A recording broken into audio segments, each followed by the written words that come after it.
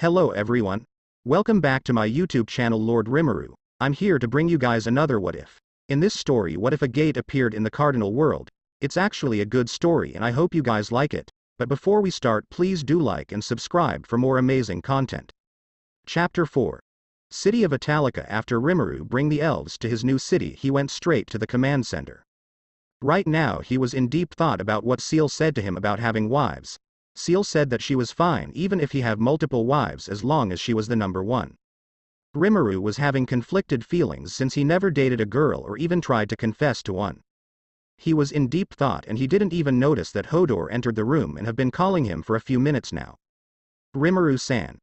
Rimuru-san, Hodor yells at Rimuru to bring him back to reality. Ah, Hodor-san, since when did you enter? Rimuru asks Hodor with surprise expression. I've been here for a few minutes now, Hodor replied. Ah, really? Rimuru asked, which Hodor only nodded. Sorry about that. So why are you here? Rimuru said. I'm here to ask if you could accept us as your subordinate, Hodor said. Are you sure? Rimuru asked. Yes, I've already talked to the others and everyone has the same opinion and wanted to serve under you, Hodor said. Well, if no one was against it, then I'll welcome you all to my nation, Rimuru said. Nation? Hodor asks with a surprised expression. Ah, I haven't formally introduced myself, so let me reintroduce myself. My name is Rimuru Tempest, King of the Jura Tempest Federation, Rimuru said with a noble dignity around him. When Hodor heard that Rimuru was a king, he immediately knelt since he didn't expect that Rimuru was a king. You don't have to kneel in front of me, you know, Rimuru said.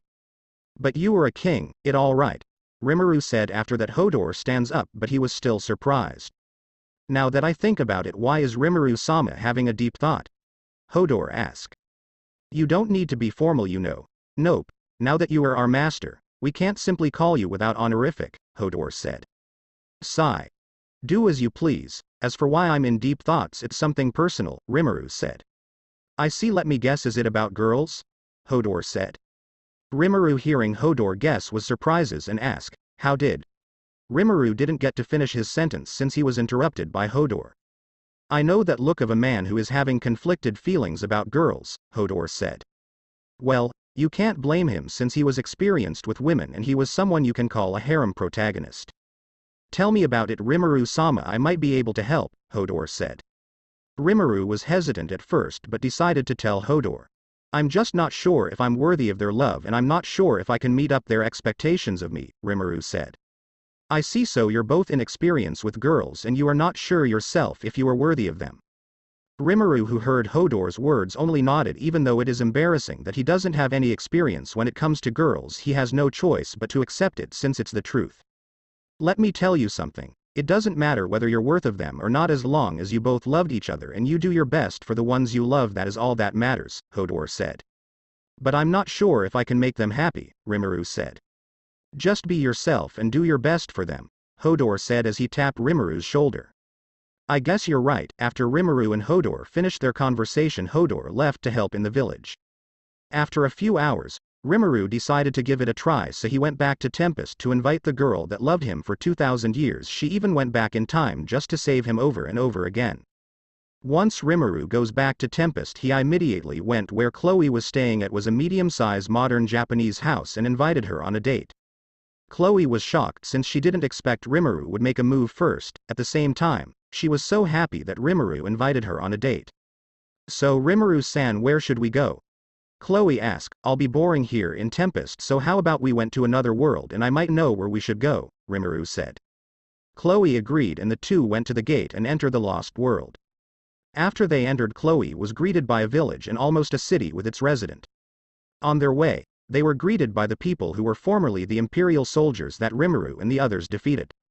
While they walk around the new city, Hodor sees him and only gives him a thumbs up. So this is the new city that you have been building, Chloe said. Yes, it is, Rimuru replied. Isn't it too big for a city that has newly been found? Well, everyone was doing their best and we have the former Imperial soldiers as a new resident, but let's not talk about it right now since we are here for a date, Rimuru said while blushing. Chloe heard Rimuru's words, also blush and slime. She then holds Rimuru's hand. Rimuru takes Chloe to the city of Italica using flight while Princess carries her. On their way, Chloe was red like a tomato. The city was still peaceful and many people are walking in and out of the city walls. After the two entered, they were immediately looked at by many people since the two were wearing noble clothes, but the two didn't pay attention to the stares. And the two decided to stay in the city for a couple of days, to enjoy their date. Rimuru didn't have to worry about money since he traded gold to a merchant that got him over 15,000 gold coins from this world. In a place far away from the city of Italica, people were gathering to invade the said city. They were once an imperial soldier that participate in the invasion of Ginza but was left defeated, and they banded together to form a bandit group that grows larger than an average army. And today they are planning to invade the city of Italica in a few days. On the other part of the land, there was a group of soldiers in 3 vehicles also heading towards the city of Italica. In the imperial capital, a lone soldier was reported to the imperial senate and to Emperor Molt Saul Augustus, the current emperor of the empire. "So what is your report, young one? I'm assuming that you are back to report. I expected a great outcome on that second gate that showed up," Augustus said. "Our army was destroyed by the other side and those who fought back died, and we stand no chance since the beginning," the soldier reported. When everyone in the room heard the reported, chaos broke out since they suffered a loss from the first gate and now they also suffered the same outcome. Some of the Senate members even questioned the capability of the empire. The report that the soldier reported was made by Rimuru to serve as a last warning to the empire. "My grace, I have a message from the leader of the army that came on the second gate," the soldier said as he takes out a small plate that looks like a credit card. "Let me see," the emperor said. After the emperor holds the plate, it started to glow and projects the image of Rimuru. Everyone was surprised since the supposed to be the leader of the army was a beautiful young maiden. "My name is Rimuru Tempest. I'm the leader of the Jura Tempest Federation behind the gate that you all tried to invade. This is my last warning to all of you Imperials. If you don't cease your hostile actions towards us, I will be forced to wipe out your entire empire. Don't bite something that you all can't chew." After that, the plate exploded and everyone in the room was dumbfounded since it was their first time hearing a treat from people since no one had ever done it. Even the JSDF didn't do something like that. What was more was Rimuru said that he will wipe out the entire empire if they don't cease their hostile actions. Some were treating it as nothing but a provocation and didn't think that a single person can wipe out a powerful empire by himself. "Your Majesty, I think we should back down and stop our actions towards the people that came from the second gate." "No, not just the second gate but also to the first one," one of the Senate members said. "Are you saying that we should back down just because of a single provocation?" the other one said. "Yes. We are the only one that will suffer if we continue these actions, and our military don't have enough strength for two-frontal war," the other replied. Emperor Molt Saul Augustus only sat down on his throne and cleared his throat. "We won't back down, rebuild our force and strike again, but we can't fight 2 wars at the same time, so my son, I will leave the matters of the second gate to you," Augustus said. "Yes, father," his son answered while licking his lips. His name was Zorzal el Caesar. He was a greedy person and hot-headed, easy to tick, and have a lustful desire for women. And now he set sight on Rimuru and wanted to make Rimuru his slave since Rimuru didn't introduce himself as a king. Chapter 5. Battle of Italica. It's been 2 days since Rimuru and Chloe arrived in the city of Italica. The two had done nothing but look around and enjoy their time. Now Rimuru and Chloe were walking around town and they heard that the princess of the empire named Pina Lada arrived at the city to visit the city lord, which is named Mayui Foromaru, an 11-years-old girl. When Chloe and Rimuru heard that the city countess was a little girl, they were surprised since the countess is such a young girl. Rimuru and Chloe continued to go around until they saw a cloud of smoke on one of the city gates. "What is happening over there?" Chloe asks. "Want to check it out?" Rimuru replied to Chloe and Chloe nodded. When they arrived at the city gate, they saw bandits trying to enter the city walls and knights and soldiers trying to stop them. They also saw a red-haired girl commanding the troops. "That girl seems trained when it comes to commanding troops." Rimuru said the two were just watching what was happening since this is not their city and they only came here to have a date, not to go on a battle. They were watching from afar until Rimuru received a thought communication from Geld reporting that they now had an airstrips and a few of their air assets had been already deployed. Rimuru was shocked when he heard Geld's report, but Geld explained to him that the work had been easy because of the stomachs, so transporting materials and the air assets were done quickly. After a while, The bandit retreated and the day passed without problems. The next morning they saw a particular vehicle that Rimuru and Chloe knew so well. Rimuru-san isn't that a Japanese armor vehicles, Rimuru finished Chloe's sentence. The group was consisting of 3 vehicles. One is Komatsu LAV or a light armor vehicle, Mitsubishi Type 73 light truck, and Toyota high mobility vehicle. The is what Itami and the other are riding, or what people called it Humvee. After a while, the Humvee and a girl with white and green clothes came out, followed by a girl with giant axe. She was wearing a gothic dress. After a while another one came down and it was an elf girl, followed by a man who surprised Rimuru. Didn't think that I'll meet that otaku again, Rimuru said, which made Chloe curious about the man. You know that man Rimuru-san? Chloe asks Rimuru. Yeah, he's an old friend of mine, Rimuru replied. Shall we introduce ourselves? Chloe said, which Rimuru nodded. Now that I think about it, why is this guy still alive when it's been a long time since I reincarnated? Rimuru asks in his mind. Time flows different in every planet, master. Seal replied to Rimuru. I see. Well, it's time to meet an old friend. Meanwhile, on Itami's side, he got hit by a door when Pina opened it and now he was unconscious while Tuka is pouring water on his face. When Itami opens his eyes he scratched his face. Ow, that hurts. It's I said. I'm sorry, Pina said while bowing. It's all right, Itami said, and Pina and Itami had a conversation. They were led inside the city. The other members of the Recon 3 also followed along, and instantly they became the center of attention of the people of the city. Well, that's until a person landed in front of them. The impact of the landing was so great that I caused the ground to break.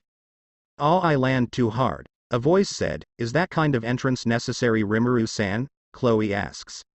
When the smoke or dust cleared, Itami and the others saw 2 individuals. One had silver bluish hair and was wearing all black clothes with golden details, and the other was a girl with black hair and wearing a wild outfit. Well, it's nice to have a good entrance once in a while, Rimuru replied to Chloe.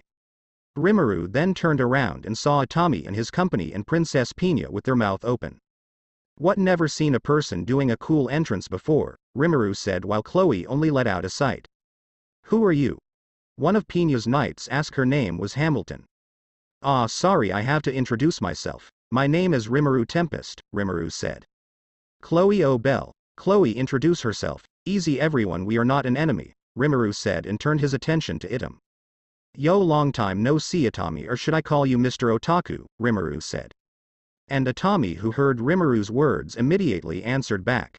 Oi, the only one allowed to call me that is my friend Satoru. Wait. When Itami realizes that, he became surprises.